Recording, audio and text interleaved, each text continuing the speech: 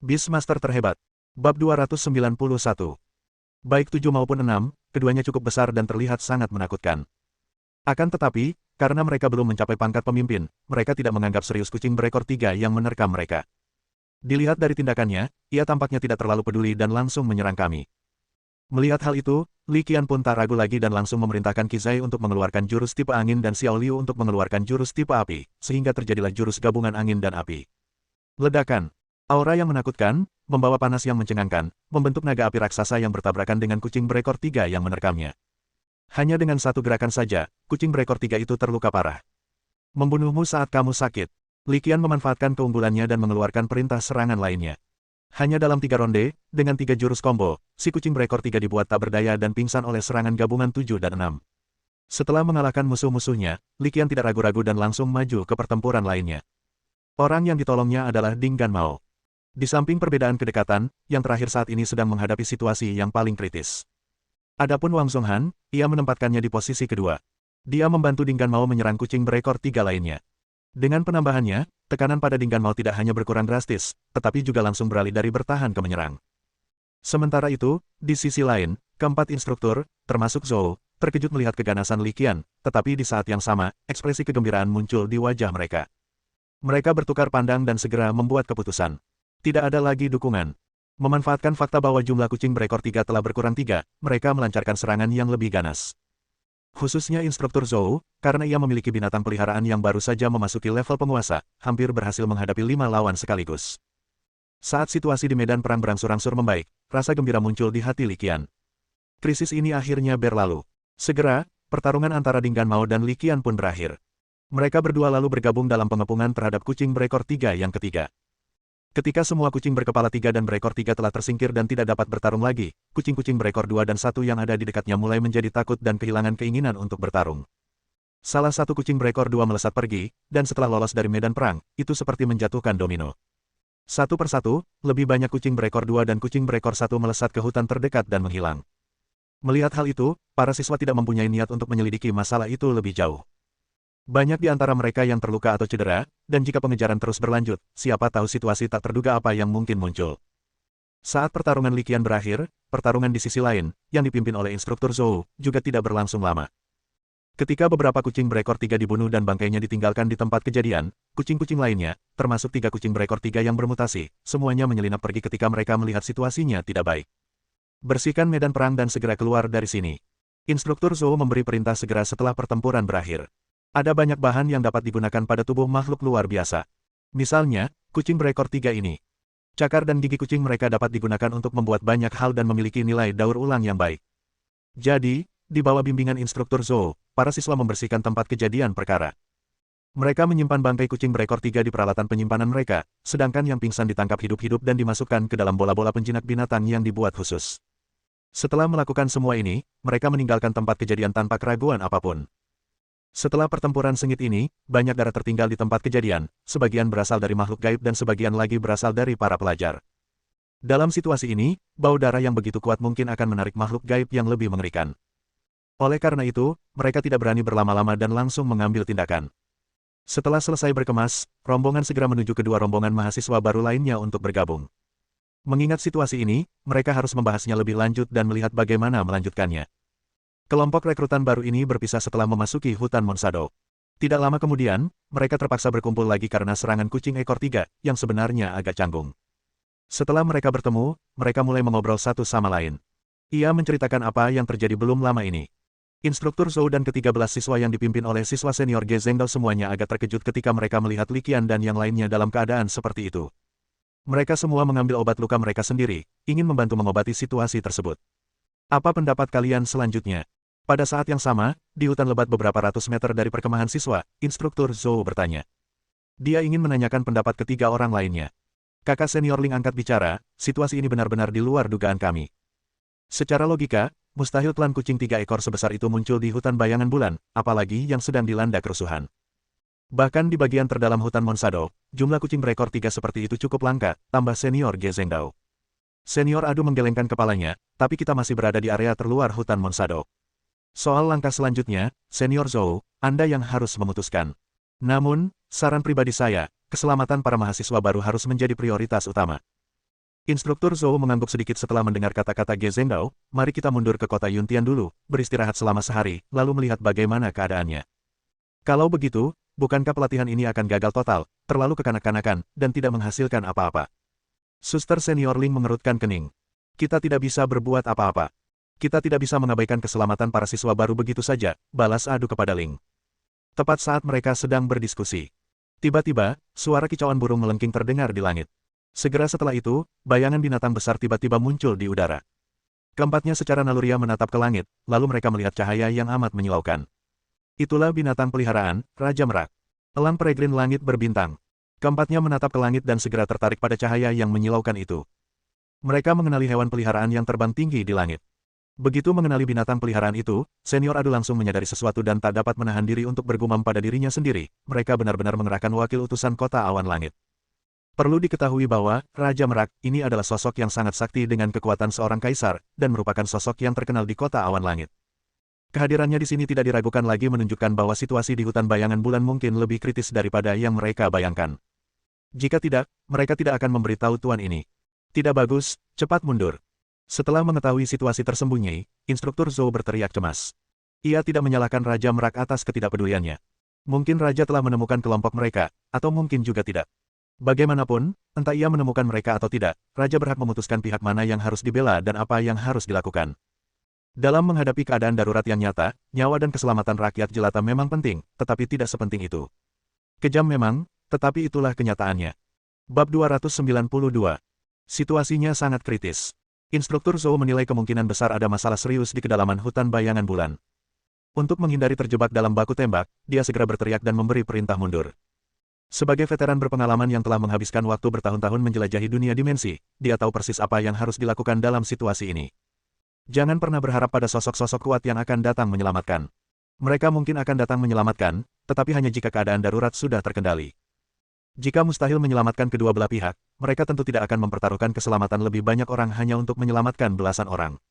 Setelah menerima perintah itu, Li Qian tidak terlalu memikirkannya. Ia hanya melambaikan tangan dan berkata dengan sungguh-sungguh, naiklah. Saat dia melambaikan tangan, Seven tiba di depannya dengan kecepatan kilat.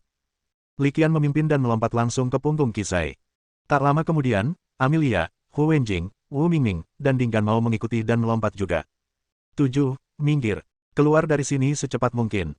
Melihat Wang Zhonghan tidak menunjukkan tanda-tanda akan melompat, Li Qian tanpa ragu-ragu dan langsung memberi perintah kepada 7. Sekarang bukan saatnya untuk ragu. Keselamatan begitu banyak teman sekelas dipertaruhkan. Entah Wang Zhonghan khawatir tentang menyelamatkan muka atau memiliki alasan tersembunyi lainnya, Li Qian tidak bisa menyerah. Jika tidak, akan menjadi tidak bertanggung jawab terhadap diri sendiri dan teman sekelas lainnya yang mempercayai kemampuan seseorang. Raung. Mendengar ini, Seven mengeluarkan auman naga dan langsung bertindak, menggunakan skill Dragon Soar. Dalam sekejap mata, naga itu sudah terbang dan tiba di udara, ratusan meter di atas tanah. Pada saat yang sama, dia juga melihat bahwa Instruktur Zhou dan 3 siswa senior lainnya juga telah memanggil hewan peliharaan terbang mereka. Jika Anda tidak mempunyai hewan peliharaan terbang, panggil saja jenis hewan peliharaan lain yang memiliki keunggulan kecepatan. Dengan bantuan hewan peliharaan ini, Li Qian dan kelompoknya mampu melarikan diri lebih cepat. Sekelompok 12 siswa dan 4 instruktur senior bersiap untuk melarikan diri dari tempat kejadian secepat mungkin. Wang Zhonghan, khususnya, dituntun oleh Instruktur Zhou ke atas hewan peliharaan terbangnya. Ternyata, keputusan mereka sepenuhnya benar, karena tepat saat mereka mundur, pengawas komunikasi sementara mereka juga mengeluarkan peringatan mundur. Fakta bahwa begitu banyak orang diberitahu pada saat yang sama dengan jelas menunjukkan bahwa ini bukanlah pekerjaan satu orang, melainkan pengumuman darurat yang dikeluarkan oleh pihak berwenang. Setelah lepas landas, Li Qian mengendarai Qizai dengan kecepatan yang sangat tinggi menuju kota Yuntian, tetapi tanpa sengaja dia menoleh ke belakang dan terkejut. Karena dia melihat Raja Merak tiba-tiba melancarkan serangan dan memerintahkan elang langit berbintang untuk melepaskan bola energi besar berbentuk pusaran abu-abu. Bola energi berwarna abu-abu yang berputar-putar melesat masuk ke dalam hutan Monsado, melepaskan ledakan dahsyat. Dalam sekejap, area itu dipenuhi debu dan bebatuan beterbangan, dan pepohonan hancur menjadi debu. Di tengah debu, Li Qian dapat dengan jelas melihat lingkaran cahaya yang samar. Di dalam lingkaran cahaya itu, ada sesuatu yang tampak mencabik-cabik dan mencoba melepaskan diri, tetapi pada akhirnya, sesuatu itu dihalau dengan paksa oleh Raja Merak. Senior Adu, apa itu? Hutan bayangan bulan tidak jauh dari kota awan langit. Setelah kembali ke kota awan langit, sementara yang terluka lainnya dibawa ke rumah sakit untuk dirawat, Li Qian menceritakan apa yang dilihat dan didengar Senior Adu, dan menanyakan pertanyaan yang selama ini mengganggunya. Senior Adu melambaikan tangan, lalu berjalan lurus menuju sebuah bar. Li Qian sama sekali tidak terkejut melihat ada bar di kota Yuntian. Ia pernah melihatnya saat berjalan-jalan. Setelah memasuki bar, mereka memilih meja di dekat jendela. Senior Adu memesan koktail untuk dirinya sendiri, lalu bertanya kepada Li Qian, kamu mau pesan apa? Setelah berkata demikian, ia menambahkan, jangan malu-malu padaku, minuman ini tanggunganku. Mendengar ini, Li Qian langsung memesan segelas jus tanpa ragu. Senior Du tersenyum, tetapi tidak berkata apa-apa lagi. Setelah bertukar beberapa kata, dan dengan jus serta koktail yang dihidangkan, Senior Du akhirnya angkat bicara dan langsung ke pokok permasalahan, apakah Anda tahu tentang patah tulang tidak stabil? Li Qian mengangguk. Aku mengerti. Dia tidak hanya tahu tentang patah tulang yang tidak stabil, tetapi dia hampir meninggal karena salah satunya. Itu meninggalkan kesan mendalam pada saya. Sebenarnya, halo yang baru saja kau lihat bisa dipahami sebagai retakan yang tidak stabil. Kata Senior Adu dengan tenang. Namun kata-katanya membuat Li Qian mengerutkan kening. Tanpa ragu, dia menyuarakan pertanyaannya, ini adalah bidang dimensi, jadi bagaimana mungkin retakan yang tidak stabil muncul di sini? Apakah kamu tahu legenda Dewa Terlarang?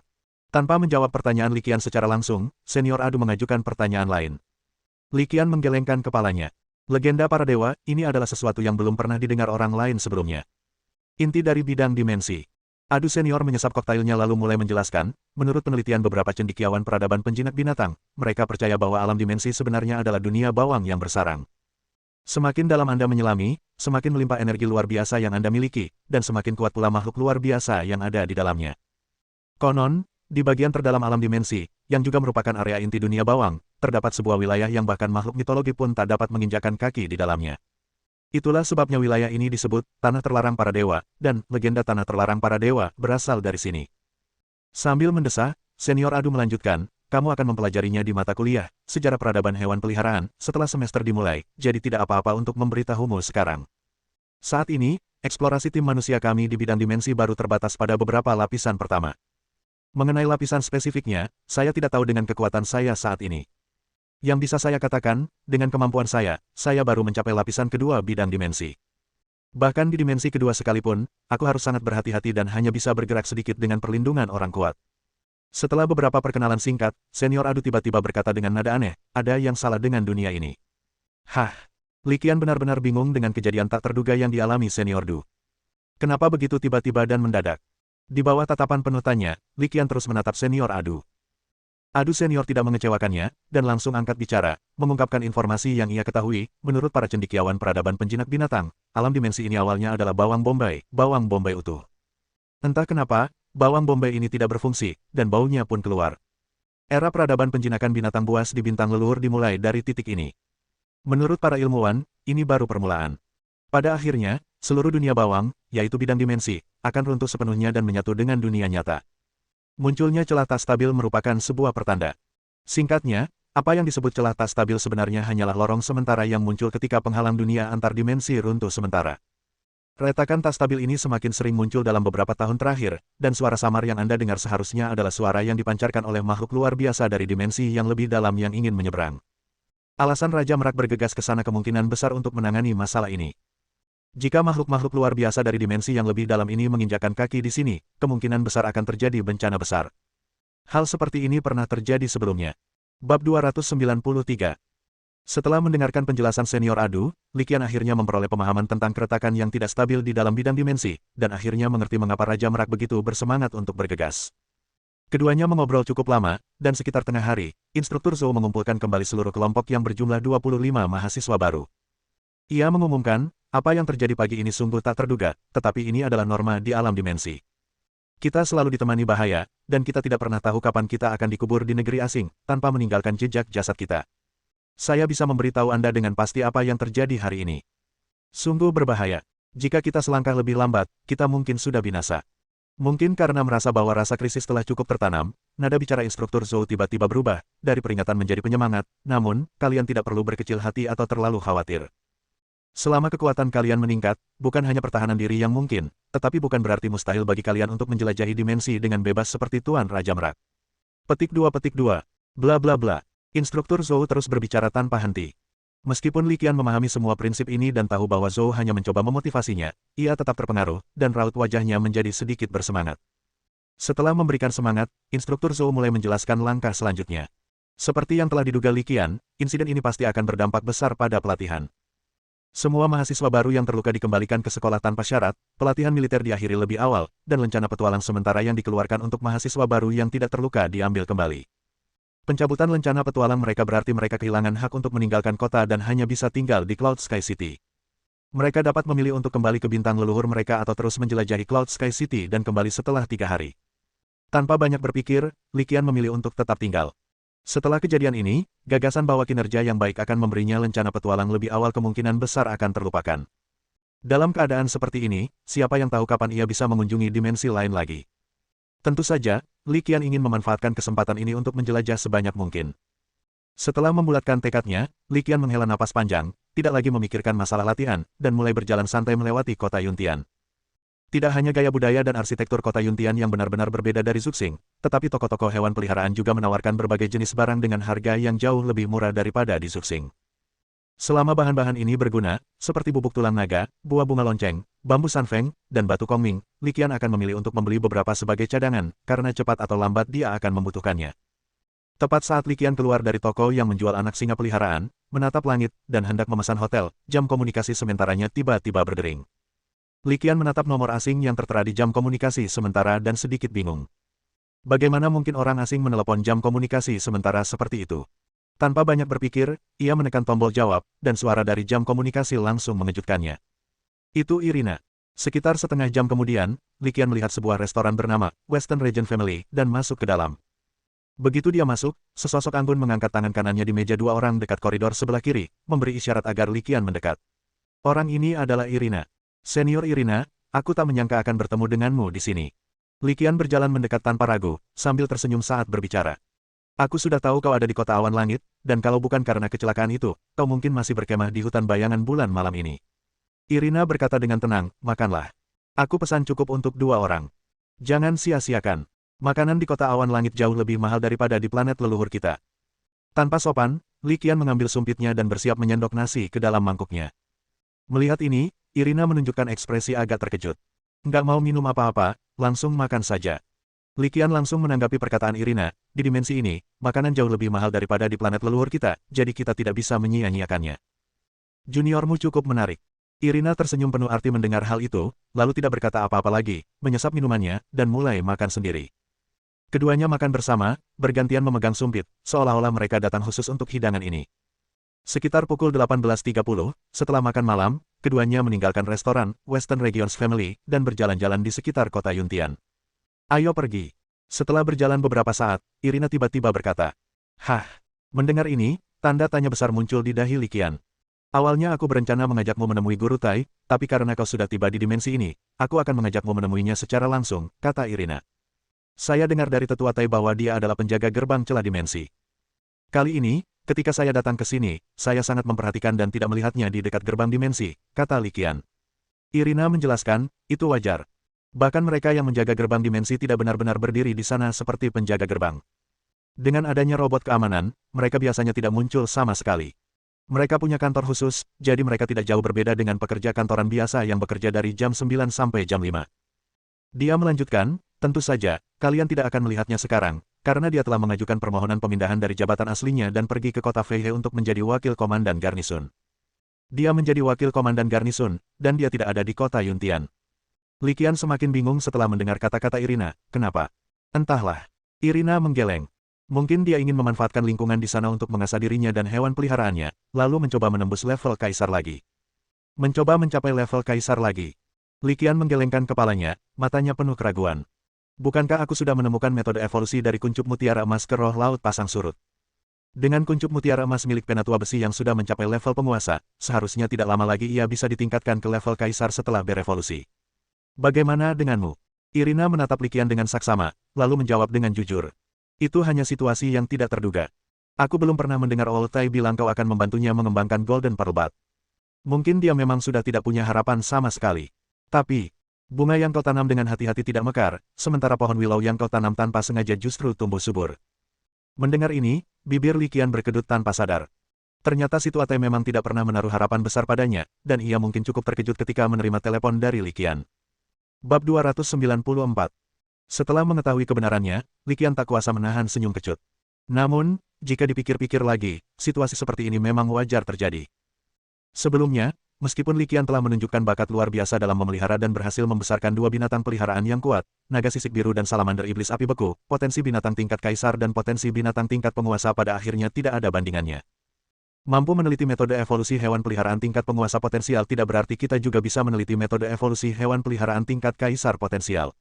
Wajar jika Tai Lao tidak memiliki banyak harapan. Setelah tersenyum kecut, ia mengangkat bahu dan menatap Irina di sampingnya. Yah, kau mungkin tidak tahu situasiku. Lencana sementaraku sudah diambil oleh instruktur kita. Saat ini, aku tidak bisa meninggalkan kota Yuntian sama sekali, jadi mungkin aku tidak bisa menemui tetua Tai bersamamu untuk sementara waktu. Li Qian sangat ingin bertemu Tai Lao, karena sudah lama mereka tidak bertemu. Namun, tampaknya hal itu mungkin agak sulit. Irina tersenyum acuh tak acuh mendengar ini, ikutlah denganku. Jangan khawatir tentang hal-hal seperti itu. Apalagi kau, bahkan orang biasa yang belum membangunkan ruang penjinakan binatang mereka pun bisa dibawa ke dimensi lain jika aku mau. Mendengar ini, Li Qian terdiam. Memang benar kata orang, membandingkan itu menjijikkan. Kejadian ini juga membuat Li Qian menyadari bahwa untuk beberapa penjinak binatang yang kuat, baik asosiasi maupun pemerintah federal seharusnya memberi mereka banyak kekuasaan. Tentu saja, jika Li Qian tidak setuju dan tidak bersedia, Irina tidak bisa memaksanya untuk membawanya pergi. Ini adalah Cloud Sky City. Dengan penjinak binatang legendaris yang bertugas, saya yakin tidak akan ada seorang pun yang berani bertindak gegabah di sini. Keduanya berdiri di sana tanpa bergerak. Setelah beberapa saat, melihat Irina masih belum bergerak, raut keraguan muncul di wajah Li Qian. Apa yang kita tunggu di sini? Bukankah kita akan pergi ke kota Bangau terbang?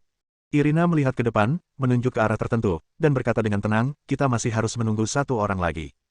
Mendengar ini, wajah Li Qian tetap tanpa ekspresi, tetapi sedikit kebingungan muncul di matanya.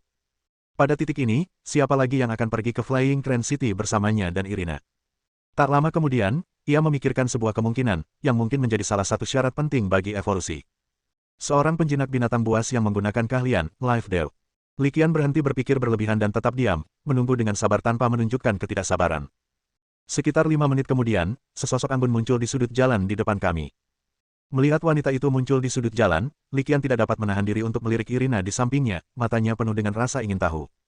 Melihat wanita yang tiba-tiba muncul di depannya, sebuah pikiran aneh terlintas di benak Li Qian, tetapi dia segera menekannya.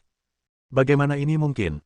Namun, ketika melihat wanita di depannya, yang berusia sekitar 30 tahun tetapi jelas belum berusia 40 tahun jika dilihat dari penampilannya, dan melihat bahwa ia dan Irina memiliki kemiripan 7 atau 8 poin, Li Qian tidak dapat menahan diri untuk menarik beberapa koneksi. Wanita itu berjalan mendekat sambil tersenyum, tidak tergesa-gesa dan anggun. Siapa kamu? Setelah wanita itu datang ke sisinya, Li Qian akhirnya tidak bisa menahan diri untuk bertanya. Akhirnya, ia tak menyuarakan pikiran absurd itu dalam benaknya, menyimpannya untuk dirinya sendiri. Bagaimana kalau tebakannya salah? Bukankah itu memalukan? Menghadapi pertanyaan Li Qian, wanita itu tidak berbicara, mempertahankan sikap elegannya. Irina melangkah maju dan berdiri di samping wanita itu, menghadap Li Qian. Ia perlahan berkata, perkenalkan, ini ibuku, Hanke. Mendengar penjelasan Irina, mata Li Qian melebar, wajahnya dipenuhi ketidakpercayaan. Dia sudah menduga hasil ini sebelumnya, tetapi dia tidak bisa mempercayainya. Sekarang setelah dikonfirmasi, dia merasa seluruh pandangan dunianya telah terbalik. Dia menatap ibu Irina, Hanke, wanita anggun di depannya, dan tak dapat menahan diri untuk bertanya, tunggu, maksudmu wanita ini adalah ibumu? Irina melirik Li Qian saat mendengar dia berbicara kepada ibunya, dan dengan dingin memperingatkan, jangan berani-beraninya kau memanfaatkanku. Halo, Li Qian. Aku sudah banyak mendengar tentangmu. Wanita anggun itu, Hanke, menyapanya. Pernahkah kau mendengar tentangku sebelumnya? Li Qian sedikit bingung dengan kata-katanya. Saya juga seorang pengajar di Universitas Penjinak Binatang Pulau Pasir kami. Hanke tersenyum tipis dan menjelaskan, saya sudah lama mendengar bahwa Akademi Kultivasi menghabiskan banyak uang untuk merekrut seorang jenius kultivasi terbaik. Sekarang tampaknya dia memang layak menyandang gelar itu. Di usia semuda itu, dia mampu meneliti metode evolusi dari kuncup mutiara emas menjadi roh laut pasang surut. Keterkejutan Hanke memang nyata. Dia memang sangat terkejut saat pertama kali mendengar berita itu. Profesor Sun Hongyi dari Universitas Penjinak Binatang Songhai lah yang melakukan penelitian ini, ujar Li Qian merendah. Saya hanya beruntung menemukan kekurangan dalam evolusi dan memperbaikinya. Setelah mengobrol sebentar dengan Nona Hanke, Li Qian langsung mengalihkan pembicaraan. Memanfaatkan ketidakpedulian Nona Hanke, ia diam-diam bertanya kepada Irina, dia benar-benar ibumu. Apa kau yakin ingin menjodohkannya dengan si tua Tai? Bukankah dia agak tidak cocok? Mendengar itu, Irina melirik ibunya lalu mengangguk setuju. Mereka berdua memang terlihat agak tidak serasi, tapi sebenarnya usia mereka tidak terlalu jauh. Perbedaan usianya tidak jauh. Mulut Li Qian membentuk huruf O, seolah mendengar sesuatu yang tak masuk akal. Ia tak kuasa menahan diri untuk menambahkan dalam hati, bagiku, mereka bisa jadi ayah dan anak. Li Qian diam-diam berbicara dengan Irina saat Han Ke tidak memperhatikan, tetapi Han Ke mendengar semuanya dengan jelas. Sambil tersenyum, dia menyelamatkan sebagian situasi untuk Tai Lao, dengan berkata, sebenarnya, saudara Ruhuo cukup tampan ketika dia masih muda. Lihat. Sambil berbicara, dia menunjukkan ponselnya, yang di dalamnya tampak seorang pemuda tampan berusia awal 20-an dengan senyum cerah di wajahnya. Li Qian samar-samar melihat kemiripan dengan Tai Lao pada pemuda tampan ini. Melihat foto-foto di ponselnya, Li Qian tak dapat menahan diri untuk tidak mendesah setelah beberapa saat, apa saja yang telah dialaminya selama ini. Nona Han Ke memperhatikan dengan penuh harap dan berspekulasi, jika tingkat kekuatannya dapat menembus level kaisar, penampilannya pasti akan pulih. Kata-katanya mengingatkan Li Qian, yang langsung bertanya, Bibi Han Ke, bolehkah saya bertanya berapa tingkat kekuatanmu? Karena usianya yang sebenarnya mirip dengan Penatua Tai, dan sangat berbeda dari apa yang kita lihat di hadapan kita, mungkin hanya ada satu alasan. Kekuatannya pasti jauh melebihi imajinasiku. Nyonya Han Ke tidak berbicara, tetapi Irina berbicara mewakilinya, dengan mengatakan, kekuatan ibuku telah mencapai tingkat menengah alam kaisar. Mendengar ini, Li Qian tak dapat menahan diri untuk bergumam pada dirinya sendiri, pantas saja Old Tai merasa malu pada dirinya sendiri. Pada saat itulah, dia mulai memahami Tai Lao sedikit lebih baik. Bab 295. Setelah bertemu seseorang yang diharapkan sekaligus agak tak terduga, mereka bertiga berhenti membuang-buang waktu dan bersiap untuk berangkat. Melihat Irina memanggil hewan peliharaan terbangnya, Thunder Griffin, Li Qian bertanya dengan heran, bukankah memanggil hewan peliharaan dilarang di kota? Situasi di alam dimensi berbeda dengan di planet leluhur. Bahkan di kota, kau bisa memanggil hewan peliharaan. Tentu saja, kau harus melapor ke garnisun terlebih dahulu, dan kau harus memiliki setidaknya kekuatan seorang penguasa. Mendengar kata-kata Irina, meskipun dia sudah menebak kekuatannya sampai batas tertentu, ekspresi keheranan Li Qian masih semakin dalam. Berdasarkan apa yang saya ketahui, siswi senior ini, Irina, seharusnya belum lulus juga. Kekuatannya benar-benar mengerikan.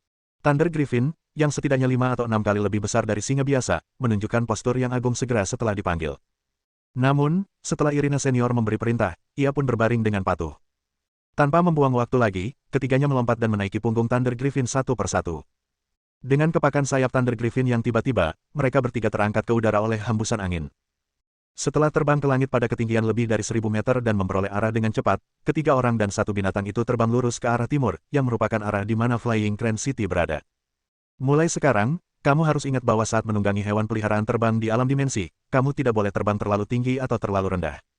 Setelah terbang ke udara dan melihat tidak ada yang perlu dikhawatirkan, Guru Han Ke hanya memberi Li Qian beberapa pengetahuan dasar. Mendengar ini, Li Qian menjadi sangat tertarik dan melirik Guru Han Ke dengan pandangan ingin tahu.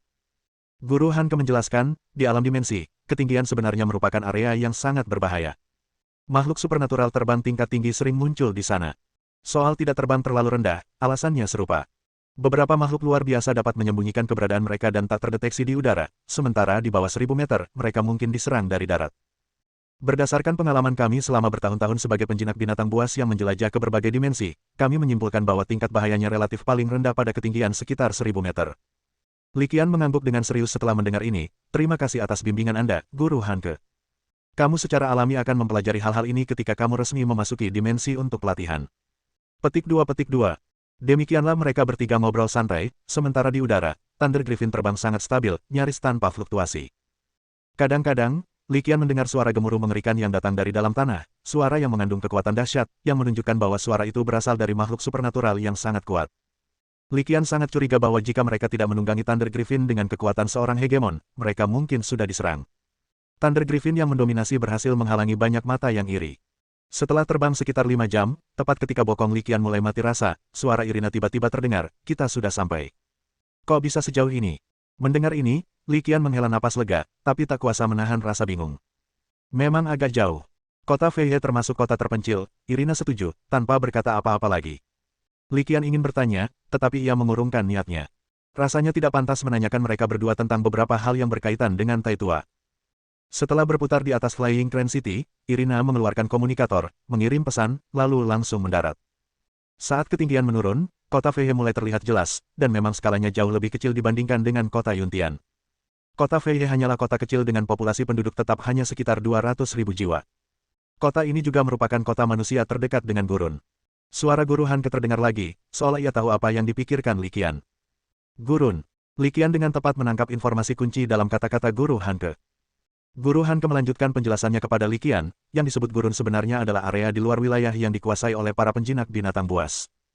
Jika kalian pergi ke timur dari kota Bangau terbang sejauh kurang lebih 500 km, kalian akan memasuki area gurun.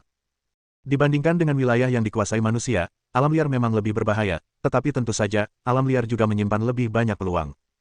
Thunder Griffin mendarat, dan mereka bertiga turun dari punggungnya satu persatu.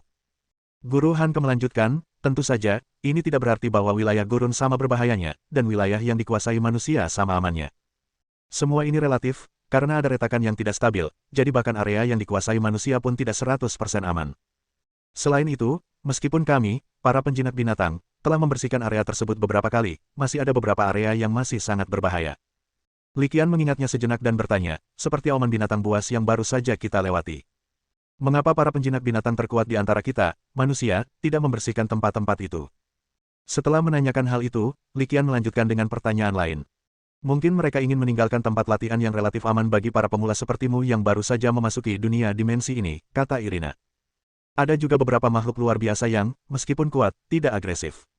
Umumnya, kita biarkan saja mereka. Mendengar ini, wajah Li Qian menampakkan ekspresi kesadaran yang tiba-tiba. Setelah 5 jam penerbangan tanpa henti, hari sudah tengah malam. Sungguh merepotkan untuk mencari Old Tai sekarang, jadi mereka bertiga memesan 2 kamar di kota Feihe dan beristirahat. Keesokan harinya, pagi-pagi sekali, Li Qian mengikuti Bibi Hanke dan Irina ke pangkalan Angkatan Laut. Di alam dimensi, pangkalan Angkatan Laut dapat digambarkan sebagai sistem saraf pusat sebuah kota. Garnisun ini sebagian besar terdiri dari para pejabat, anggota Universitas Penjinak Binatang, dan para ahli dari masyarakat yang menganggur. Mereka bertanggung jawab tidak hanya untuk mengelola kota sehari-hari, tetapi juga untuk memastikan keamanannya. Tian Dazuang adalah seorang petugas patroli biasa di garnisun. Hari ini, situasinya agak istimewa. Begitu ia keluar dari garnisun, ia melihat 2 wanita cantik di pintu masuk. Satu wanita dewasa dan cerdas, dan yang lainnya dingin dan cantik. Mereka langsung menarik perhatiannya. Siapa yang kamu cari? Meskipun tertarik dengan penampilan Irina dan putrinya, dia tidak melupakan tugasnya dan langsung bertanya. Kami di sini untuk menemui wakil utusan Tai Ruhua. Li Qian melangkah maju dan segera menjelaskan situasinya. Bab 296. Mendengar Li Qian dan kedua rekannya sedang mencari salah satu atasannya, petugas keamanan itu bertanya dengan hormat, bolehkah saya bertanya bagaimana kalian bertiga dipanggil? Nama saya Li Qian, dan saya salah satu junior Tai Lao. Ini Irina, murid Tai Lao, dan yang terakhir ini. Li Qian tiba-tiba terdiam, lalu senyum tipis muncul di bibirnya. Dan dia juga kenalan Tai Lao. Dia tidak mengungkapkan identitas Hanke secara langsung, sebagian untuk memberi Tai Lao kejutan, dan sebagian untuk melihat reaksinya. Penjaga mencatat identitas ketiga orang tersebut, terutama Li Qian dan Irina, dan kemudian kembali ke pos jaga untuk melakukan kontak. Tak lama kemudian, ia kembali ke gerbang utama. Maaf, wakil utusan Tai tidak ada di garnisun. Lalu kemana dia pergi? Li Qian segera mendesak. Petugas yang bertugas menjawab, mereka pergi berpatroli di pos nomor 9. Li Qian juga pernah mendengar tentang pos terdepan. Pos pengamatan yang secara khusus didirikan oleh kota-kota besar di bidang dimensi berbeda untuk memantau lokasi khusus tertentu. Itu juga dapat digambarkan sebagai pos penjagaan. Misalnya, di beberapa tempat, tersembunyi makhluk-makhluk gaib yang amat kuat, yang meskipun tidak menunjukkan banyak agresi, harus diwaspadai. Misalnya, di beberapa tempat, simpul spasialnya lemah dan retakan yang tidak stabil sering muncul. Perlukah kita mengambil tindakan pencegahan? Keadaan khusus ini semuanya berada dalam jangkauan pengamatan pos terdepan. Permisi, pos terdepan nomor 9. Tepat saat Li Qian hendak mengajukan pertanyaan lain, Irina tiba-tiba menyela, ayo pergi, aku tahu di mana itu. Karena Penatua Tai tidak ada di markas garnisun, Li Qian dan kedua rekannya menyerah untuk masuk dan kembali.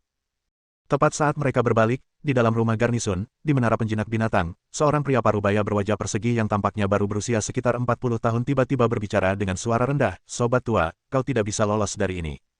Lagi pula, beberapa hal lebih baik tidak dikatakan. Kamu harus menghadapinya dan menyelesaikannya pada akhirnya. Setelah menggumamkan sesuatu, dia menutup matanya lagi dan terus duduk bersila, seluruh tubuhnya diam seperti sepotong kayu. Sementara itu, di sisi lain, di sebuah kota sederhana sekitar 100 km jauhnya dari kota Feihe, Tai Lao berdiri di parit kota, alisnya berkerut. Di depan, debu mengepul menyelimuti suatu area. Dengan penglihatannya yang menakjubkan, ia dapat dengan jelas melihat sosok-sosok mengerikan berlarian di antara debu, seolah tak kenal lelah. Tai Lao menatap tajam sosok-sosok mengerikan di antara debu dan asap. Itu adalah kawanan badak bercula satu. Ia tidak tahu apa yang mereka lakukan, tetapi mereka telah menduduki daerah itu selama beberapa hari. Beberapa hari terakhir ini membuatnya terus waspada, takut kalau badak yang luar biasa bersemangat itu tiba-tiba mengamuk dan menyerang pos 9. Tempat ini disebut pos terdepan, tetapi dari segi skala, tempat ini lebih dari sekadar stasiun. Lebih seperti kota kecil.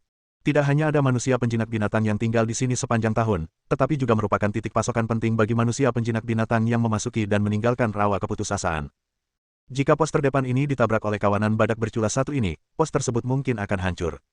Bagi para penjinak binatang manusia, ini adalah kehilangan yang sangat besar. Alasan dia ditempatkan di sini beberapa hari terakhir ini adalah untuk mencegah hal seperti itu terjadi. Terlebih lagi, ada beberapa badak berculas satu di antara debu, dan bahkan beberapa Tyrannosaurus Rex berculas satu yang telah mencapai tingkat penguasa. Jika mereka benar-benar menyerang pos terdepan, Tai Lao merasa ia tidak akan mampu menahannya sendirian. Tepat saat Tai Lao mengamati dengan cemas, situasi tiba-tiba memburuk. Di tengah debu dan asap, sekelompok badak berculas satu menyerbu seolah-olah mereka sudah gila. Target mereka jelas pos 9. Apa yang paling kutakutkan telah terjadi.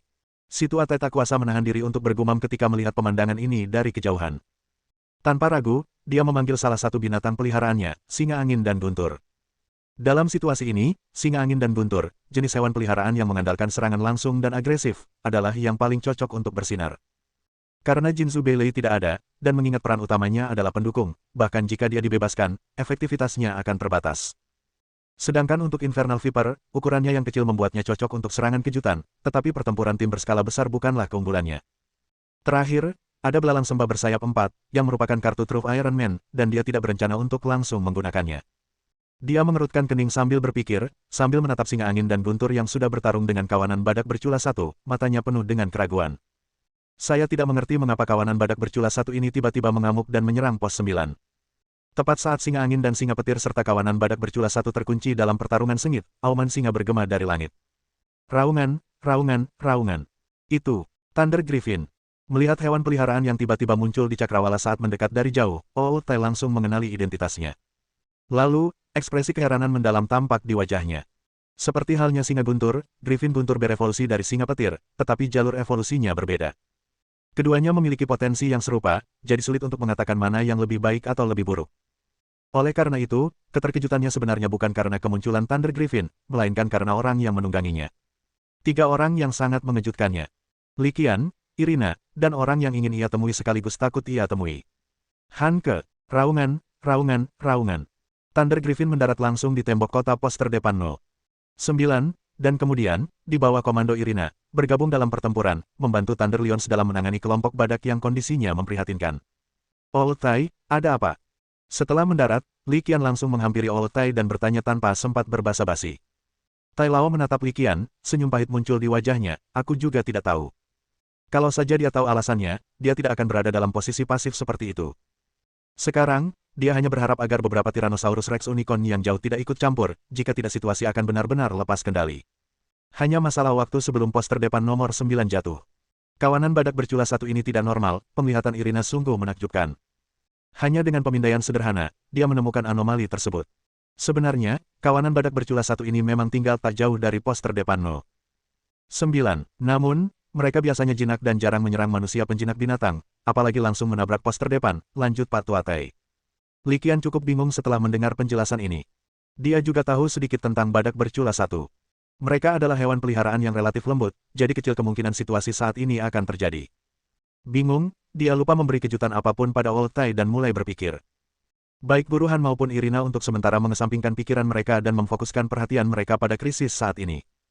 Bab 297. Li Qian berdiri di tembok kota pos terdepan 9, menatap dalam diam. Tak lama kemudian, ia menyadari ada yang tidak beres. Aku ingat badak berculas satu itu seharusnya makhluk gaib yang sangat jinak, jadi bagaimana mungkin ia begitu mudah tersinggung? Tanyanya kepada Situ Atai, yang berdiri tak jauh dari situ. Biasanya, mereka memang sangat jinak dan jarang menyerang penjinak binatang manusia, itulah yang membuatku bingung, kata Penatu Atai sambil mengerutkan kening. Li Qian terus merenung, dan perlahan mulai menemukan beberapa petunjuk. Aku ingat, sepertinya musim kawin bagi badak berculas satu dan Tyrannosaurus berculas satu. Ia bergumam pada dirinya sendiri, dan perlahan, ia mulai mendapatkan beberapa petunjuk. Ini adalah jenis informasi yang ia lihat dalam dokumen-dokumen yang ia salin dari keluargamu. Mungkinkah ini ada hubungannya dengan ini, Tuan Tai? Bagaimana kalau Anda pergi ke stasiun dan melihat apakah ada petualang yang memburu badak berculas satu? Saran Li Qian. Old Tai merasa itu agak tidak masuk akal dan tidak mungkin menjadi alasannya, tetapi karena tidak ada petunjuk lain saat ini, dia memutuskan untuk mencobanya. Ia memerintahkan personel lain yang bertugas di pos terdepan untuk menggeledah stasiun, yang ukurannya kecil, kira-kira seukuran kota kecil. Tak lama kemudian, tepat saat singa angin dan singa guntur serta griffin guntur terlibat dalam pertempuran sengit dengan sekelompok badak bercula satu, serangkaian auman binatang tiba-tiba terdengar dari dalam stasiun. Raungan, raungan, raungan. Raungan itu datang secara tiba-tiba, yang jelas menunjukkan bahwa beberapa binatang peliharaan telah dipanggil atau dilepaskan dari bola penjinak binatang. Old Tai telah bertugas di pos terdepan ini selama lebih dari 3 hari dan cukup akrab dengan auman badak bercula satu, jadi dia segera mengenali makhluk luar biasa di balik auman itu. Itu adalah badak bercula satu. Sialan. Tepat saat dia tak kuasa menahan diri untuk mengeluh, menduga kata-kata Li Qian pasti menjadi kenyataan, seorang penjaga bergegas menghampiri. Lalu apa yang kita tunggu? Cepat lepaskan badak bercula satu itu. Kompensasi. Dasar.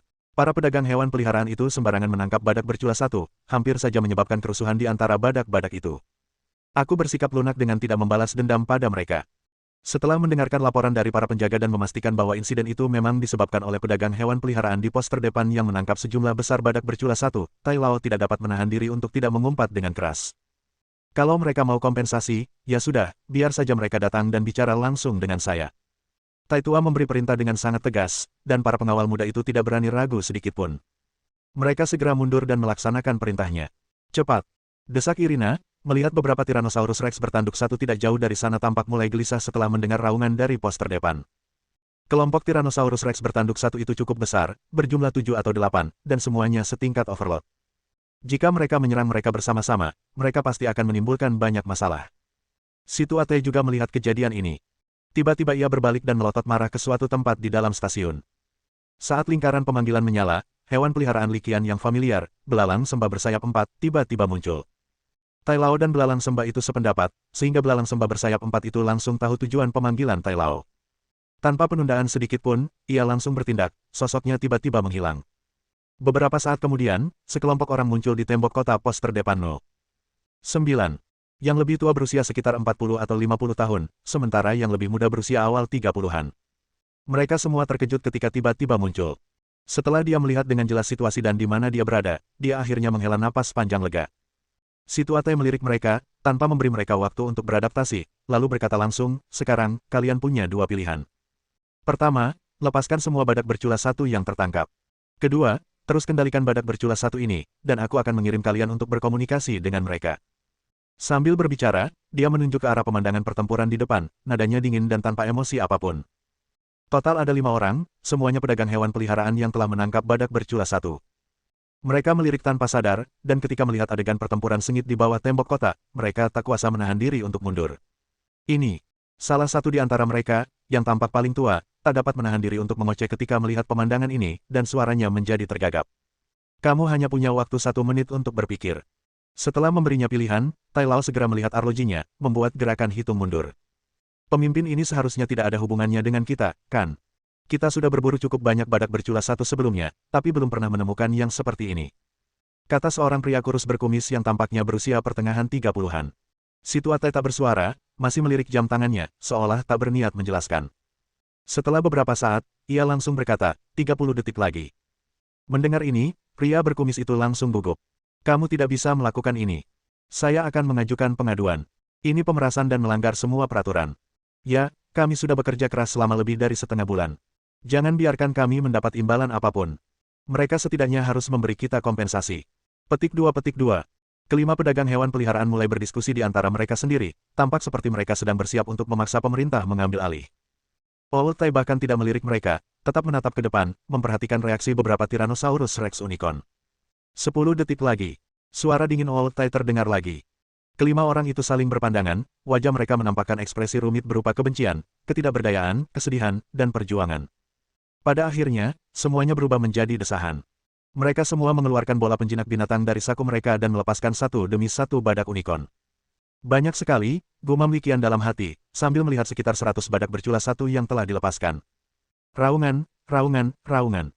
Setelah dilepaskan, kawanan badak bercula satu itu sempat bingung, tetapi segera menjadi bersemangat dan menyerbu ke arah kawanan mereka di kejauhan, sambil mengeluarkan raungan gembira.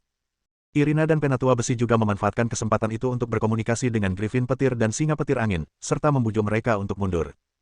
Kelompok badak bercula satu ini, yang berjumlah lebih dari 100, segera bergabung kembali dengan kawanan, dan kawanan badak yang mengamuk itu perlahan-lahan menjadi tenang.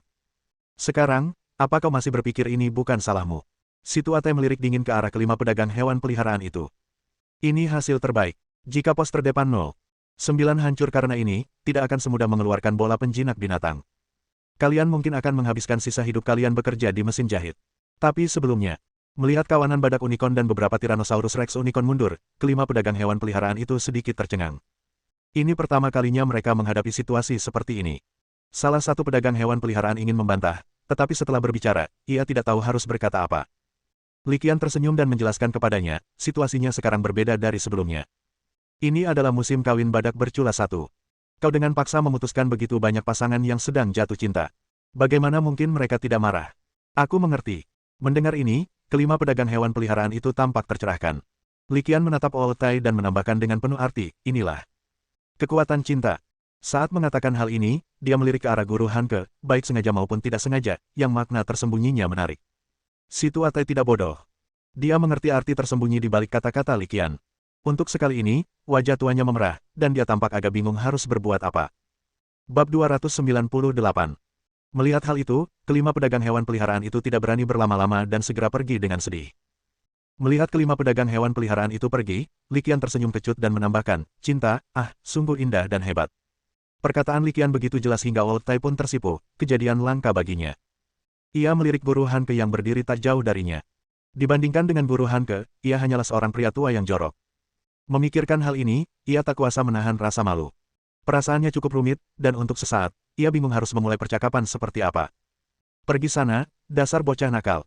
Kamu masih perjaka, berhenti merengek dan ngomongin cinta. Kamu sudah berapa kali sih? Untuk meredakan kecanggungan, dia langsung mengincar Li Qian. Li Qian tidak peduli. Ia bercanda santai, tidak terlalu memikirkan kata-kata Tai Lao. Hehe, aku tidak terburu-buru. Aku masih muda. Akan ada banyak kesempatan di masa depan. Tanpa henti, dia terus mengejek, tapi beberapa orang memang perlu bergegas dan memberi contoh untukku, seorang pemuda. Jangan sarkastis. Waktu aku pacaran, kamu bahkan belum embrio. Balas Old Tai. Keduanya punya hubungan baik, dan tidak berlebihan kalau disebut teman dekat meski beda usia, jadi mereka bisa bercanda tanpa ragu. Li Qian tidak membuang waktu lagi mengobrol dengan Tai Lao. Setelah beberapa patah kata, ia menatap Irina dan berkata, dari langit, pemandangan di dalam pos luar 9 terlihat cukup bagus. Irina senior yang cantik, bolehkah aku mengajakmu berkeliling? Irina tertegun sejenak ketika mendengar ini. Awalnya, ia agak bingung dan tidak tahu apa yang ingin dilakukan Li Qian. Namun, setelah melihat tatapan mata yang terus-menerus diberikannya, ia langsung menyadari apa yang sedang terjadi. Sepertinya begitu. Kalau begitu, ayo kita jalan-jalan. Setelah menyadari maksudnya, Irina tanpa ragu langsung menemui Li Qian, dan mereka pun mulai meninggalkan area tembok kota. Ketika Tai Lao melihat penampilan mereka yang canggung, sudut mulutnya berkedut tanpa sadar. Perkataan Li Qian sejelas kepala orang botak. Dia jelas tidak tahu apa-apa tentang pos terdepan 9. Hampir tidak ada pepohonan, jadi di mana pemandangannya. Dia hanya ingin mencari alasan untuk pergi dan memberi dirinya dan guru Han ke ruang, tetapi alasan yang dia buat benar-benar ceroboh. Keduanya bergegas pergi, dan begitu mereka turun dari tembok kota, Li Qian tidak dapat menahan rasa ingin tahunya dan memutuskan untuk bersembunyi dan menguping. Apa yang sedang kamu lakukan? Irina belum pernah mengalami hal seperti ini sebelumnya, dan dia bertanya dengan wajah penuh rasa ingin tahu. Li Qian terkekeh, mengerucutkan bibirnya, lalu berkata penuh arti, tidakkah kau penasaran dengan apa yang akan dikatakan mereka berdua? Aku cukup penasaran, tapi bukankah tidak pantas bagimu untuk menguping seperti ini? Irina mengerti maksud Li Qian dan mengerutkan kening saat berbicara. Ada apa? Aku hanya mengawasi mereka. Di saat genting, aku mungkin bisa memberi mereka semangat, kata Li Qian dengan tegas, membuat suaranya terdengar sangat jelas. Irina menatap Li Qian dalam-dalam, dan tak lama kemudian senyum tipis muncul di bibirnya. Maksudku, tak ada gunanya kita menguping seperti ini. Ibuku adalah penjinak binatang tingkat kaisar, dan guru Tai adalah penjinak binatang tingkat penguasa puncak. Kita pasti akan ketahuan. Li Qian agak bingung, tidak tahu apa yang Irina coba katakan. Kemudian, dalam keadaan agak bingung ini, ia mendengar apa yang Irina katakan selanjutnya, yang membuatnya tertawa sekaligus menangis. Tunggu, aku akan memanggil Dream Eater. Dia hewan peliharaan tipe roh dengan persepsi yang sangat kuat. Bahkan dari jarak yang sangat jauh, dia bisa merasakan percakapan ibuku dan yang lainnya. Lalu, aku akan menyuruhnya mengulangi percakapan itu. Mata Li Qian melebar saat mendengar kata-kata Irina. Dia tidak dapat menahan diri untuk tidak mengeluh dalam hatinya. Jadi beginilah Irina. Kupikir dia arogan, acuh tak acuh, dan tidak tersenyum, tapi aku tidak menyangka dia ternyata orang yang menyenangkan. Saat mereka berbicara, keduanya sudah berjalan cepat menjauh, mencapai titik sekitar 2 km dari tembok kota. Mereka menemukan tempat terpencil, sudut jalan, di mana ada dua bangku yang kelihatannya berfungsi sebagai pembatas atau semacamnya, tetapi bangku-bangku itu juga bagus untuk dijadikan bangku kecil. Keduanya duduk di bangku batu. Saat lingkaran pemanggilan menyala, seekor binatang peliharaan yang melayang di udara, agak mirip gajah tetapi hanya seukuran kucing dewasa, muncul di hadapan mereka. Hewan peliharaan ini, yang menyerupai gajah kecil dan memiliki permata transparan tak berwarna yang tertanam di antara alisnya, adalah hewan peliharaan kedua Irina, pemakan mimpi. Pemakan mimpi ini telah mencapai batas atas potensi rasialnya, dan atributnya adalah tipe mental yang relatif langka. Ameng, rasakan itu dan lihat apakah kau bisa merasakan ibuku dan guru Tai. Irina memberi perintah saat sang pemakan mimpi muncul. Mendengar ini, binatang pemakan mimpi Ameng mengangguk, dan cahaya biru redup mulai memancar dari permata di dalam hatinya. Tak lama kemudian, ia memberikan respons mental, saya bisa merasakannya. Irina melanjutkan, rekam percakapan mereka. Si pemakan mimpi mengangguk. Sebagai hewan peliharaan berjenis roh, ia mengerti bahasa manusia. Sementara itu, di pos luar 9, di atas tembok kota, si Tuatai tampak agak gelisah. Setelah ragu sejenak, akhirnya ia berkata, kau, apa yang membawamu ke sini? Aku dengar dari Irina kalau murid baru Liqian bisa membantu kuncup mutiara emasmu berevolusi menjadi roh laut pasang surut. Hanke melirik Tai Lao dan berkata dengan nada kesal, jika aku tidak menemani mereka ke sini, aku tidak akan tahu bahwa kau sudah datang ke pos nomor 9 ini. Saya semakin tua, dan saya tidak tahu berapa tahun lagi saya akan hidup. Selagi saya masih punya kekuatan, saya ingin melakukan hal-hal yang lebih bermakna, kata Old Tai. Hanke segera mengingatkannya, jangan katakan hal seperti itu. Setelah kuncup mutiara emasmu berevolusi menjadi roh laut pasang surut dan menerima umpan balik evolusi, semua luka tersembunyi yang kau derita selama bertahun-tahun seharusnya sudah sembuh total. Ketika saatnya tiba, Hanke ingin meneruskan bicaranya, tetapi pada saat itu, Tai Lao tiba-tiba berbicara, memotongnya. Tunggu sebentar, ada yang tidak beres. Si Tuatai merasakan ada yang tidak beres, dan setelah mengamati situasi dengan saksama, dia berkata sambil tersenyum kecut, ada dua bajingan kecil yang menguping. Apa? Hanke tertegun sejenak, tetapi ia segera menyadari apa yang terjadi dan mulai merasakannya juga. Setelah beberapa saat, ia juga menyadarinya dan tak kuasa menahan diri untuk menggelengkan kepala, kedua anak kecil ini benar-benar belajar menguping. Pasti anak itu, Liqian, yang memimpin. Irina sudah berperilaku baik sejak kecil. Tanpa berkata apa-apa, Tai Lao menyalahkan Liqian. Bab 299. Petik 2. Jangan bilang begitu. Setelah kuncup mutiara emasmu berevolusi menjadi roh laut pasang surut dan menerima umpan balik evolusi, semua luka tersembunyi yang kau derita selama bertahun-tahun seharusnya sudah sembuh total. Ketika saatnya tiba. Petik 2. Si pemakan mimpi tengah menguping, seraya mengeluarkan suara seperti seorang gadis kecil, mengulang-ulang percakapan antara Old Tai dan guru Hanke. Namun pembicaraan itu tiba-tiba berakhir tepat saat mencapai momen krusial. Hanya itu. Liqian baru saja tertarik dan hendak menikmati gosip ketika panggilannya tiba-tiba terputus, jadi dia tak bisa menahan diri untuk bertanya. Sang pemakan mimpi menatap ke arah Beastmaster-nya, Irina, lalu mengucapkan suara loli lagi, aku telah ditemukan. Kita sudah jauh sekali, tapi ibuku tetap menemukan kita. Kita tak bisa berbuat apa-apa, kata Irina tanpa daya sambil merentangkan tangannya. Ia tentu saja berasumsi bahwa ibunya, Hanke, telah mengetahui keberadaan mereka. Lagi pula, tingkat kekuatan ibunya telah mencapai tahap tengah alam kaisar, sementara kekuatan Tai Lao baru berada di puncak alam maharaja. Mustahil baginya untuk mengetahui mereka bersembunyi 2 kilometer jauhnya dan menguping. Itulah yang dipikirkan Irina, tetapi kemudian, pada saat berikutnya, kata-kata si pemakan mimpi membuatnya terkejut.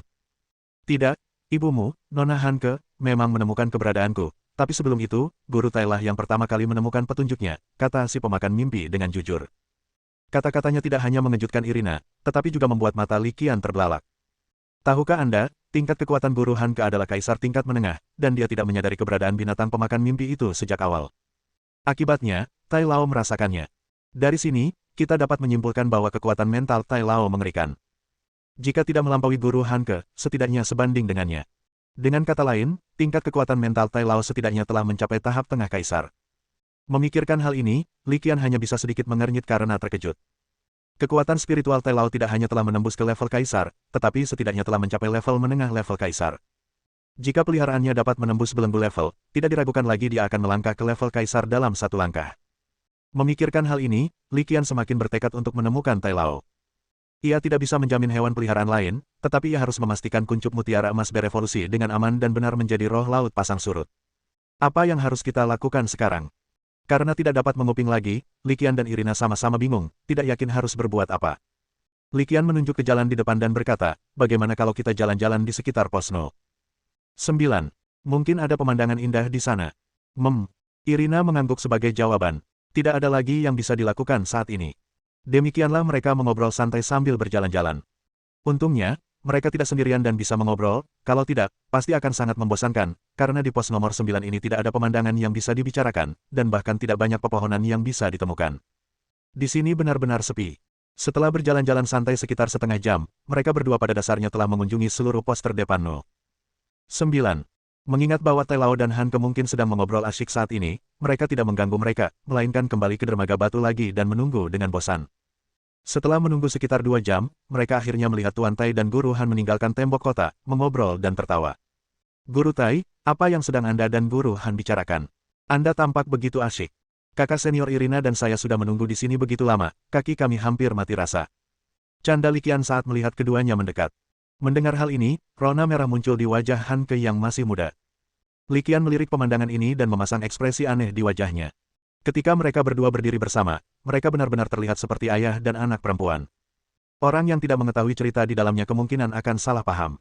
Tai Lao melirik Li Qian, lalu berbohong tanpa tersipu atau berdebar. Meskipun kawanan badak bercula satu telah pergi, jumlah mereka sangat banyak, dan ada juga beberapa Tyrannosaurus bercula satu di antara mereka. Ada kemungkinan mereka akan menyebabkan bencana yang tak terelakkan. Gurumu, Han, dan aku tentu saja harus mengawasi mereka. Mendengar ini, Guru Han Ke menundukkan kepalanya karena malu. Alasan ini sungguh konyol.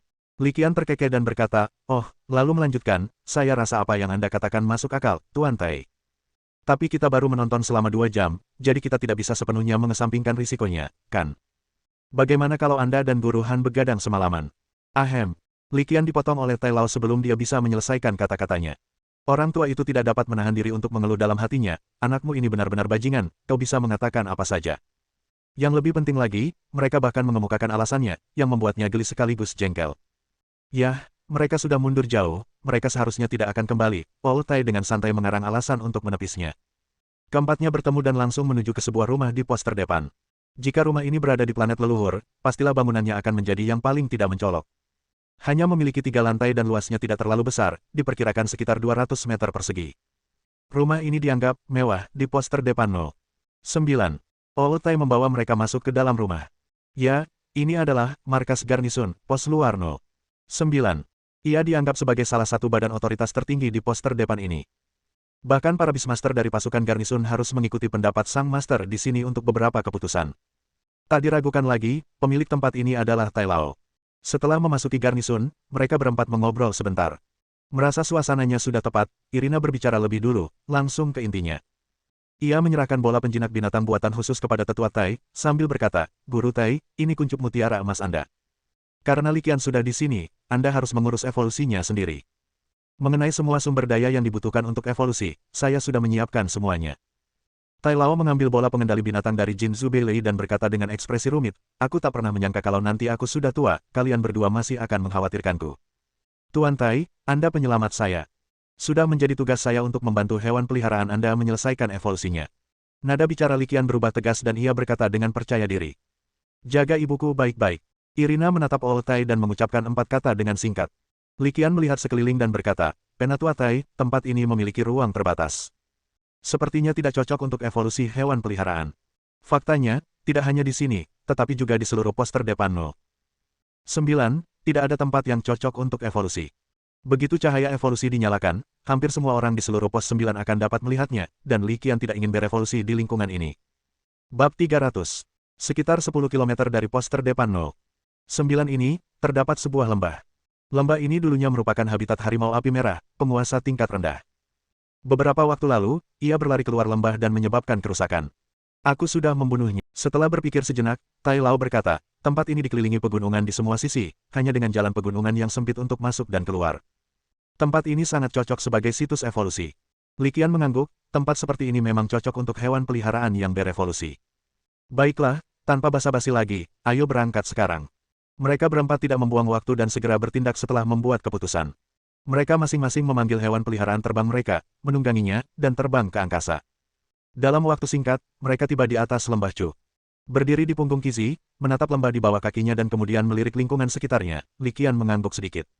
Ini memang tempat yang bagus. Terlepas dari apapun, ia sempurna untuk evolusi. Keempat orang itu mendarat. Lembah itu masih terlihat agak berantakan karena pertempuran sebelumnya, tetapi ini tidak berdampak pada evolusi. "Tempat ini sangat bagus," komentar Li Qian lagi. Setelah mengatakan itu, dia memfokuskan pandangannya pada senior Irina, "Kalau begitu mari kita mulai." Siswa senior Irina segera mengulurkan tangannya, dan sebuah tas kecil muncul di tangannya, yang tampak seperti tas brokat. Li Qian langsung mengenali benda ini. Itu adalah alat penyimpanan. Namun, karena terbuat dari perut binatang peliharaan tingkat rendah, bukan kristal ruang, ruang di dalamnya seringkali terbatas. Selain tas seperti kantong tersebut, senior Irina juga menyerahkan bola penjinak binatang. Li Qian segera memahami bahwa bola penjinak binatang buas itu pasti berisi kuncup mutiara emas lain yang tengah bersiap untuk berevolusi selaras dengan kuncup mutiara emas milik Penatua Tai. Tunas emas yang telah mencapai batas potensi rasialnya. Li Qian mengambil tas penyimpanan dan bola pengendali binatang tanpa ragu dan mengamatinya. Ada cukup banyak sumber daya evolusi di dalamnya, kebanyakan sumber daya kehidupan dan air. Ia telah menyiapkan sumber daya ini sebelumnya, dan ia telah membayarnya sendiri, tetapi ia tidak menyangka Irina sudah menyiapkan cukup banyak. Aku tidak tahu sumber daya luar biasa apa yang dibutuhkan untuk evolusi, jadi aku hanya menyiapkan beberapa secara acak, jelas Irina setelah menyerahkan tas penyimpanan kepada Li Qian. Yah, aku sebenarnya sudah menyiapkan sumber daya yang dibutuhkan untuk evolusi dari Golden Pearl Bat menjadi Tidal Sea Spirit, kata Li Qian sambil tersenyum. Di sebelahnya, Tai Lao melihat pemandangan ini dan rasa malu di wajahnya langsung sirna, bukan, hewan peliharaanku yang berevolusi. Kenapa kalian berdua berebut sumber daya untuk evolusi? Saya tidak begitu miskin sampai-sampai saya tidak mampu membeli sumber daya evolusi untuk hewan peliharaan saya sendiri. Saat mengatakan hal ini, Old Tai tersenyum kecut. Li Qian menatap Penatua Tai dan menambahkan, Penatua Tai, kau penyelamatku. Tak ada gunanya aku memberikan beberapa sumber daya evolusi. Saya belum pernah mendengar ada pelatih yang meminta sumber daya evolusi. Nada bicara Tai Lao tegas, dan dia menatap Li Qian dengan tatapan tajam. Tidak apa-apa, aku sudah siap. Li Qian terkekeh. Paling buruk, saat aku memasuki dimensi ini nanti, tolong jaga aku baik-baik. Sambil berbicara, ia sudah memeriksa semua barang di dalam tas penyimpanan. Ada beberapa barang yang sebenarnya bisa ia gunakan, jadi ia tidak berbasa-basi dan memilihnya sebelum mengembalikan tas penyimpanan itu kepada Irina. Cukup. Yang lainnya tidak diperlukan, jelasnya santai. Tidak perlu, anggap saja sisanya sebagai hadiahmu atas evolusi ini. Irina tidak mengulurkan tangan untuk mengambil tas penyimpanan yang diberikan Li Qian. Li Qian langsung menamparkan tas penyimpanan itu ke tangan Irina, bagaimana kau tahu aku tidak mendapat hadiah apapun untuk evolusi ini? Sambil mengangkat bola penjinak binatang di tangannya, Li Qian langsung menjelaskan situasi sebenarnya, aku tidak memintamu menyiapkan kuncup mutiara emas yang potensi rasnya telah mencapai batasnya. Tanpa henti, ia melanjutkan, situasi dengan Golden Pearl Bat cukup istimewa. Biasanya, ketika ia berevolusi, kedua ujungnya berevolusi bersamaan. Dengan kata lain, pada titik ini, suara Li Qian tiba-tiba berhenti, tetapi tiga orang lainnya sudah mengerti apa yang dimaksudnya. Dengan kata lain, evolusi ini bisa menghasilkan dua roh laut pasang surut sekaligus. Irina merasa dirinya memiliki temperamen yang baik, tetapi setelah mendengar ini, ia tak kuasa menahan diri untuk berseru kaget. Guru Hanke dan Guru Tai sama-sama terkejut ketika mendengar ini. Saat masih dalam keadaan terkejut, Guru Han tiba-tiba berbicara, bertanya pada Li Qian dengan nada memohon, Li Qian, bolehkah aku meminta bantuanmu? Li Qian agak bingung. Guru Hanke tidak membiarkannya bertanya-tanya lama-lama, dan segera menjelaskan, bisakah kamu memberikan roh laut pasang surutmu kepada Irina? Tentu saja, harganya pasti memuaskanmu. Mendengar permintaan ini, Li Qian tidak banyak berpikir dan langsung menjawab, tentu saja. Ya, dia langsung setuju, tetapi Li Qian masih agak terkejut, karena menurut pemahamannya, tingkat kekuatan Irina telah mencapai tahap tengah alam overload. Dalam situasi ini, masih ada slot kontrak hewan peliharaan yang kosong, yang menunjukkan betapa pilih-pilihnya dia dalam memilih hewan peliharaan yang dikontraknya. Diperkirakan hewan peliharaan setingkat penguasa biasa tidak akan menarik perhatiannya. Setelah menjawab, Li Qian melanjutkan, roh laut pasang surut yang telah berevolusi sepenuhnya setidaknya berada di level penguasa, yang belum bisa kukontrak saat ini. Terima kasih, Li Qian. Kata Irina penuh terima kasih, wajahnya berseri-seri karena gembira mendengar Li Qian menyetujui permintaan ibunya. Mengingat latar belakangnya dan sumber daya yang dapat dikerahkan ibunya, Hanke akan sulit, tetapi bukan tidak mungkin, baginya untuk mengontrak binatang peliharaan dengan potensi untuk menjadi seorang kaisar. Namun, cukup sulit baginya untuk mengontrak hewan peliharaan potensial setingkat kaisar yang memenuhi persyaratannya. Jika tidak, slot kontraknya tidak akan kosong sampai sekarang. Di antara semua makhluk potensial tingkat kaisar, potensi ras roh laut pasang surut tidak terlalu luar biasa, tetapi salah satu atributnya. Kehidupan adalah yang ia butuhkan. Oleh karena itu, roh laut pasang surut adalah salah satu targetnya. Kali ini, alasan mengapa ia menawarkan diri untuk membantu hewan peliharaan Old Tai menyelesaikan evolusinya dan menghubungi Li Qian juga merupakan salah satu tujuannya. Namun, yang mengejutkan mereka, evolusi roh laut pasang surut begitu istimewa sehingga mengharuskan kedua kuncup mutiara emas mulai berevolusi bersama. Baru saja mendengar perkataan Li Qian, dia sudah punya beberapa pemikiran, tetapi sebelum dia bisa memikirkan bagaimana memulainya, ibunya sudah terlebih dahulu menyampaikannya padanya. Yang tidak disangkanya adalah Li Qian menyetujuinya begitu saja. Penting untuk dipahami bahwa setelah potensi ras hewan peliharaan melampaui level overload, rasanya seperti memasuki dunia yang sama sekali berbeda. Bahkan hewan peliharaan paling biasa dengan potensi level Emperor pun tidak mudah didapatkan. Uang hanyalah salah satu syarat yang diperlukan.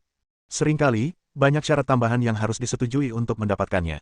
Oleh karena itu, saat ini, rasa terima kasih Irina terhadap Li Qian sungguh tulus. Melihat percakapan antara Li Qian dan Irina, Tai Tua juga terkejut, tetapi ia segera menyadari apa yang sedang terjadi dan tak kuasa menahan diri untuk tidak mengerutkan bibirnya. Hei, kalian berdua, bisakah kalian tidak membahas hal-hal secara terbuka? Irina kecil, aku tidak ingin Li Qian menyediakan sumber daya untuk evolusi hewan peliharaanku, begitu pula dirimu. Old Tai menatap Irina, hendak berbicara dan membujuknya, tetapi kata-katanya membuatnya terdiam, anggap saja ini hadiah dariku untukmu dan ibuku. Irina langsung, mengkhianati, Li Qian, menambahkan, kalian berdua memang agak tidak cocok saat ini. Ini bukan pendapatku, ini pendapat Li Qian. Hehe, itu tidak penting, tidak penting. Li Qian segera mengganti topik pembicaraan setelah mendengar ini. Ngomong-ngomong, evolusi ini agak istimewa. Kedua kuncup mutiara emas harusnya bisa berevolusi menjadi roh laut pasang surut. Namun, ada sedikit risiko pada salah satunya. Demikian pula, jika evolusinya berhasil, keuntungannya akan lebih besar. Dengan kuncup mutiara emasmu, Tetua Tai, kau pasti bisa maju ke tingkat menengah atau tinggi alam kaisar. Bukannya mustahil.